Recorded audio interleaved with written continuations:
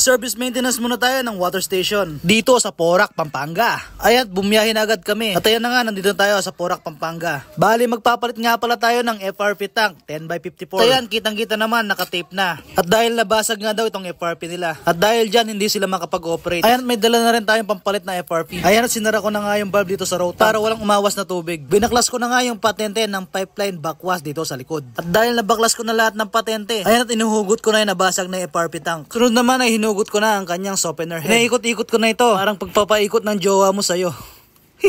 At ayan, nabaklas ko na nga ang kanyang softener head. Dito naman ay naglagay na ako ng hose. Diretso doon palabas ng shop. Yan nga pala ang diskarte ko para madrain yung tubig ng FRP. Para mabawasan ang bigat ng FRP. Ayan, at sa part na to, itinanggal ko na ang laman ng FRP tank. At inunbox ko na nga itong bagong FRP tank natin. Ayan, at sinaling ko na yung laman ng lumang FRP sa bagong FRP tank natin. At nung masaling ko na lahat, isinalpak ko na agad ang FRP sa kanyang pwesto.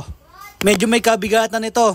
At ayan ay pinagtulungan na namin buhatin ito. At dito sa part na ito ay nasalpak na nga natin yung kanyang softener head. Tang ko na lahat ng patente nakakabit dito. At pagkatapos ay chinek ko na rin kung may mga tagas. At nung na-check ko na lahat, siyempre kailangan natin testingin yan. Ayan ko na nga yung ating feed pump. Ayan, tumataas na ang kanyang pressure. Sunod naman ay i-on natin itong kanyang RO pump. Naging okay na nga ang lahat at wala naman naging problema. At kung nakarating ka sa part ng video na to, follow naman, pa-like and share na rin. Sa muli, paalam!